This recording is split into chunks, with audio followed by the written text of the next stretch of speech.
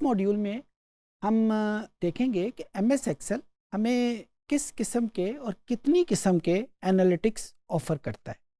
जितनी भी एनालिसिस, जितने भी एनालिटिक्स एक्सेल में मौजूद हैं, उनको हम प्राइमरीली 3 किस्म के एनालिटिक्स में डिवाइड कर सकते हैं। ये डिस्क्रिप्टिव भी हो सकते हैं, ये कंपैरेटिव भी हो सकते हैं, और ये पैटर्न डेवलपमेंट या जिनको हम कहते हैं एसोसिएटिव, वो भी हो सकते हैं। इन 3 के अलावा एमएस एक्सेल हमें किसी और किस्म के एनालिटिक्स ऑफर नहीं करता। ये सेशन प्राइमरीली फोकस कर रहा है डिस्क्रिप्टिव के ऊपर। अगले सेशंस में हम देखेंगे कि जो कंपैरेटिव्स हैं या जो एसोसिएटिव हैं, उनको हम कैसे डील करेंगे। डिस्क्रिप्टिव स्टैटिस्टिक्स की जब हम बात करते हैं तो इसका बुनियादी मकसद ये है कि सिचुएशन को आपके सामने रखा जा सके।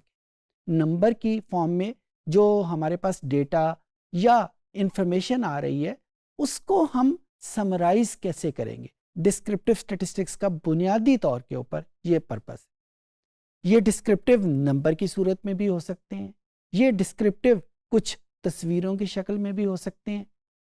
भले ये नंबर की सूरत में हो, भले ये तस्वीरों की सूरत में हो, बुनियादी मकसद इनका यही है कि जो डेटा हमें तस्वीर बना रहा है, जो डेटा हमें कहानी बता रहा है, वो क्या है, उसको हम देख सकें।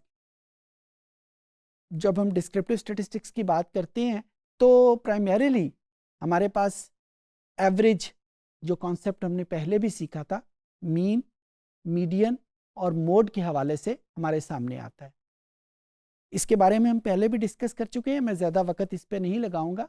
हाँ, इस बात के ऊपर ज़रूर जोर दूंगा कि हमें कैसे पता चलेगा कि किस सिचुएशन में हमें मीन इस्तेमाल करना है, किस सिचुएशन में मीन इस्तेमाल नहीं करना बल्कि मीडियन या मोड इस्तेमाल करना।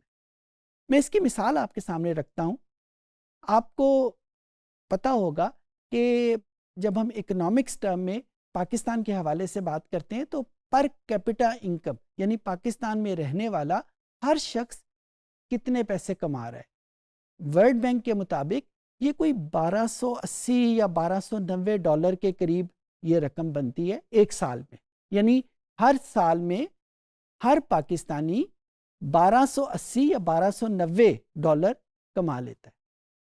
इनको जब हम रुपीस में कन्वर्ट करते हैं तो ये कोई 2.5-3 लाख रुपए के करीब रकम बनती है।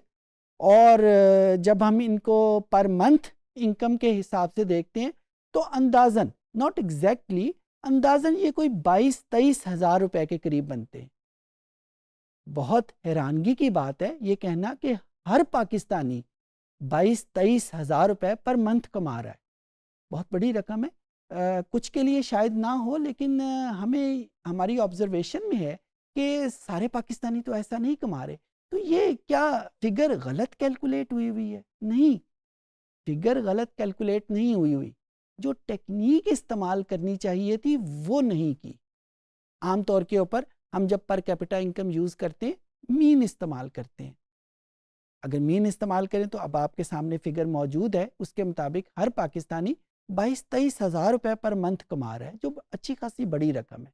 सो डिस्क्रिप्टिव स्टैटिस्टिक्स पढ़ते हुए हम ये जहन में रखेंगे, प्राइमरी फोकस ये होगा कि कब हमने मीन इस्तेमाल करना है, कब मीडियन इस्तेमाल करना है और कब हमने मोड या कोई और टेक्निक हमने इस्तेमाल करनी।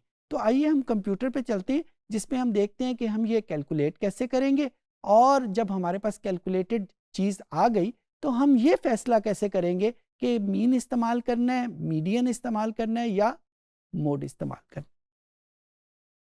जी स्टूडेंट्स, तो ये वही डेटाबेस है मेरे पास जिसको हम इस्तेमाल करते आए हैं, और इस वक्त मैं जो टूल इस्तेमाल करने जा रहा हूँ वो वही डेटा एनालिटिक्स का टूल है जो कि हमने सीखा था कि हम इसको एक्सेल में ऑन कैसे करते हैं। अगर आपके जहन में कोई इश्यूज़ हैं तो प्लीज़ उस सेशन को आप रेफ़र कर रहा हूँ मैं, वहाँ पे आप जाकर दोबारा देख लें। इस वक्त मेरे पास ये वही एक्सेल की में फ़ाइल मौजूद है और ये डेटा एनालिसिस का टूल मौजूद है।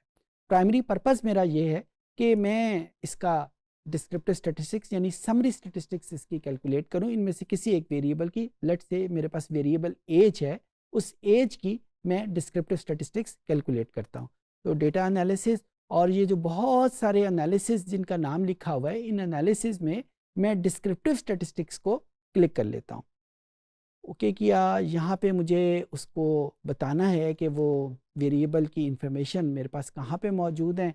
तो ये इंफॉर्मेशन मेरे पास E1 से लेकर E5001 तक मेरे पास मौजूद है। कॉलम में इंफॉर्मेशन है, और क्योंकि मैं फर्स्ट रो से ये स्टार्ट कर रहा हूँ और फर्स्ट रो में इसका लेबल मौजूद है, तो मैं इसको क्लिक कर लिया। दूसरी चीज़ जो बहुत इंपॉर्टेंट है यहाँ पे ऑन करनी है, जो अक्सर जहन से रह जाती है, इस वजह से मैं इसको दोहरा रहा हूँ, कि समरी स्टैटिस्टिक्स को ज़रूर क्लिक करना है। यानी हमने एक्सेल को बताना है कि ये जो डेटा जिसको हमने ऊपर मेंशन किया है, इसके साथ हमने करना क्या है, कौन सा एनालिसिस हमने करना है। तो हमने इसमें एक्सेल को बता दिया है कि हमने समरी स्टैटिस्टिक्स यहाँ पे ऑन करनी है। इसको ओके का बटन प्रेस किया, depending on the speed of the computer ये हमारे पास उसकी इंफॉर्मेशन आ जाएगी। अब यहाँ पे जिस तरह अभी मैं डिस्कस कर रहा था, मीन भी मौजूद है, मीडियन भी मौजूद है, मोड भी मौजूद है। हमारे लिए ये प्रॉब्लम है कि किसको यूज़ करें, मीन, मीडियन या मोड। इसके लिए कुछ हमने रूल डेवलप किए हुए हैं। रूल ये है, दो रूल मैं आपके सामने डिस्कस करूँगा।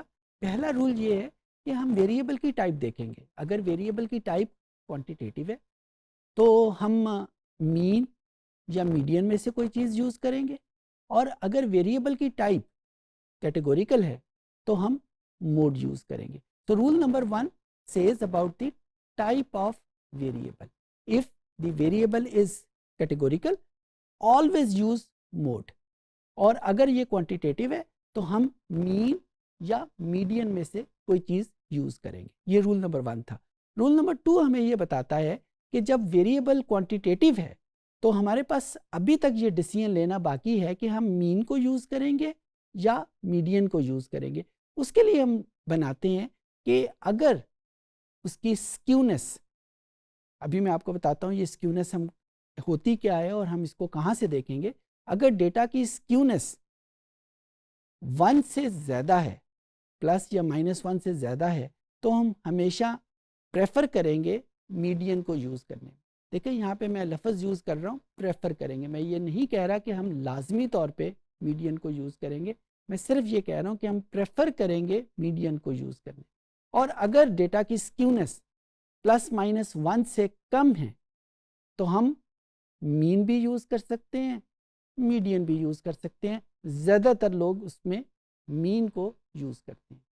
अब यहाँ पे मेरे पास वेरिएबल एज है। एज एक क्वांटिटेटिव वेरिएबल है, और क्वांटिटेटिव वेरिएबल के लिए अभी हमने रूल नंबर 1 में सीखा था कि हम मीन या मीडियन को यूज़ करेंगे। मोड यहाँ पे हमारी चॉइस नहीं होगी क्योंकि वेरिएबल कैटेगोरिकल नहीं था। अच्छा, अब मीन और मीडियन के दरमियान में डिस्टिंक्शन करने के लिए हमारे पास रूल नंबर 2 मौजूद है। रूल नंबर 2 हमें ये बताता है कि डेटा की स्क्यूनेस हमें ये बताएगी कि हम मीन या मीडियन में से क्या यूज़ करें। अगर आप इसी समरी स्टैटिस्टिक्स में नीचे जाके देखें तो आपको ये रो नंबर 10 के ऊपर स्क्यूनेस की वैल्यू लिखी हुई मिल जाएगी। अच्छा, स्क्यूनेस का मतलब अंग्रेज़ी का वर्ड है, अंग्रेज़ी का मतलब इसका मतलब है कि डेटे में टेढ़पन कितना है, डेटा टेढ़ा कितना है, सिमेट्री से हटके कितना है। सो ये एक मैथमेटिकल वैल्यू है। इसकी शेप के ऊपर हम इतना नहीं जाते, प्राइमरीली हमें ग्राफ करना पड़ता है डेटा की स्क्यूनेस को देखने के लिए, लेकिन यहाँ पे हमारे पास एक्सेल की वजह से उसकी न्यूमेरिकल वैल्यू मौजूद है। और हमने रूल क्या बनाया हुआ है कि अगर ये स्क्यूनेस की वैल्यू ±1 से ज़्यादा है तो हम हमेशा प्रेफर करेंगे मीडियन को यूज़ करने। अब यहाँ पे अगर आप स्क्यूनेस की वैल्यू देखें तो 0.09 है। 0.09 तो 1 से ज़्यादा नहीं है, लिहाजा हमारे पास चॉइस है कि हम मीन और मीडियन में से कोई सा भी यूज़ कर सकते हैं, और ज़्यादातर लोग यहाँ पे मीन ही यूज़ करेंगे। लिहाजा इस डेटे को यानी एज के डेटे को प्रेजेंट करने के लिए मैं यूज़ करूँगा मीन को, जो कि यहाँ पे 46.9398 है। सो यहाँ पे हमारे पास उसका आंसर, यानी आम तौर पे जो हम मीन का तर्जमा करते हैं, आम तौर पे जो डेटा में उम्रें हैं वो 46.93 के लगभग हैं। जी, एक और एग्जांपल में करते हैं।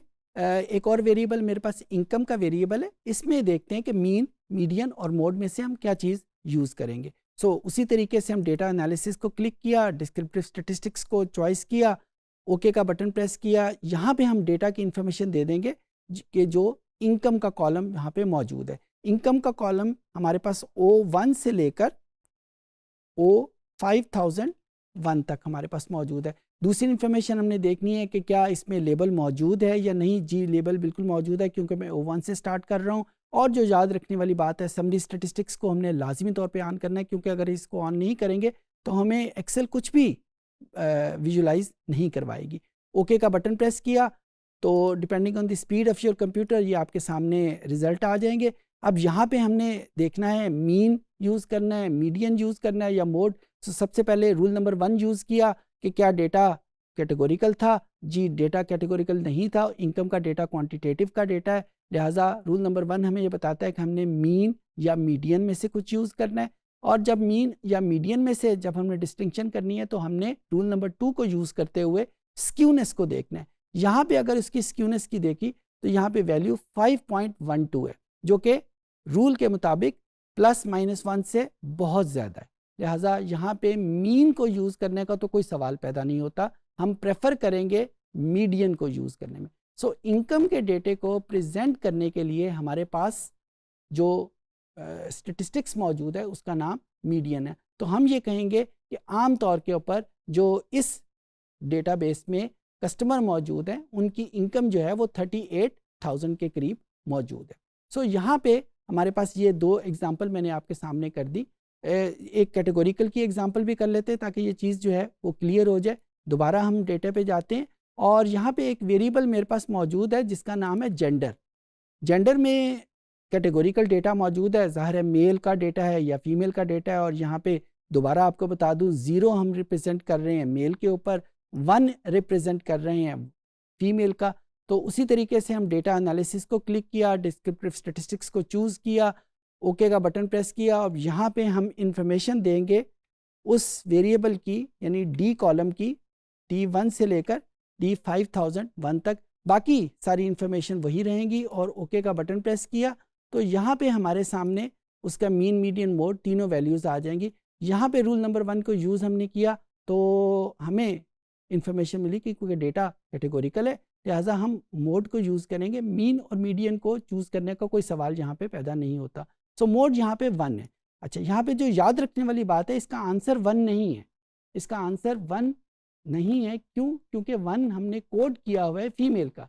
तो हम ये कहेंगे कि आम तौर के ऊपर इस पर्टिकुलर डेटा सेट में जो कस्टमर हैं वो फीमेल है। क्यों फीमेल है? क्योंकि 1 कोड है फीमेल का। ये हमारे पास इंफॉर्मेशन मौजूद है।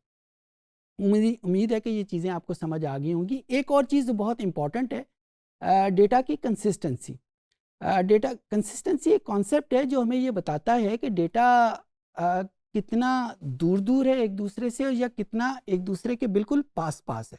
मैं मिसाल इसकी आपको यूँ देता हूँ कि अगर डेटा में जो वैल्यूज़ हैं वो आप बाज़ार से कोई चीज़ लेने जाते हैं और आपको एक दुकान चीज़ बताती है 10 रुपये का, दूसरी दुकान उसी चीज़ की कीमत आपको 40 रुपये बताती है, तीसरी दुकान उसी चीज़ की कीमत आपको 100 रुपये बताती है, तो फ़ौरन आपके जहन में आ जाएगा कि ये इतना फ़र्क क्यों है। एक चीज़ वही है, एक दुकान 10 रुपये बता रही है, एक दुकान 40 रुपये बता रही है, एक दुकान 100 रुपये बता रही है। तो आपके जहन में आ जाएगा कि यहाँ कोई मामला ज़्यादा गड़बड़ है, शायद क्वालिटी का फ़र्क है या शायद कोई और चीज़ फ़र्क है। लेकिन अगर आप किसी दुकान पे जाएं और आपको किसी चीज़ की कीमत एक दुकान में आपको 10 रुपये मिले, दूसरी दुकान में 11 रुपये हो, तीसरी दुकान में 9 रुपये हो, तो आपके जहन में आ जाएगा कि ठीक है, ये चीज़ें जो हैं कीमतें एक दूसरे के बिल्कुल करीब करीब हैं, दूर नहीं है।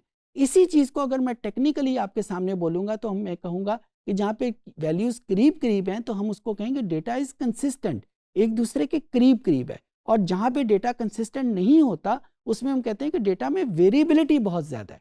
अच्छा, अब यहाँ पे हमें इसका एक्सेल कैसे बताएगी? एक्सेल में हमारे पास ये रो नंबर 7 में अगर आप देखें तो स्टैंडर्ड डिविएशन के नाम का आपको एक कॉलम मिलेगा जो कि आपको 0.4996 बता रहा है जेंडर के नाम पे।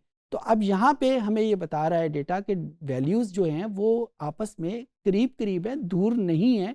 0.49 is a very small number. इसके कंपैरिजन में अगर आप एज के डेटे में या इनकम के डेटे में स्टैंडर्ड डिविएशन की वैल्यू देखें तो स्टैंडर्ड डिविएशन की वैल्यू यहाँ पे ये इनकम का जो डेटा है वहाँ पे 55.54 है। सो ए जेंडर में ये वैल्यू 0.49 समथिंग थी, जबकि इनकम के डेटे में ये value 54 quite a large number. तो इससे हम क्या नतीजा निकालेंगे कि जो इनकम का डेटा है वो बहुत ज़्यादा फैला हुआ है, वैल्यूज़ बहुत कम भी हैं और वैल्यूज़ बहुत ज़्यादा भी हैं, डेटा बहुत ज़्यादा वेरिएबल है, बहुत ज़्यादा उसमें फैलाव मौजूद है, डेटा कंसिस्टेंट नहीं है। तो बिल्कुल उसी तरीके से जिस तरह मैंने दुकानों की कीमतों का आपको बताया कि जब वेरिएबिलिटी बहुत ज़्यादा होती है तो फ़ौरन हमारे जहन में आता है कि यहाँ पे कोई चीज़ गड़बड़ ज़रूर है, कि या डेटे में कोई सबसेटिंग होनी चाहिए थी, मुख्तलिफ़ किस्म का डेटा मौजूद था जिसकी वजह से यहाँ पे इतना ज़्यादा फैलाव है।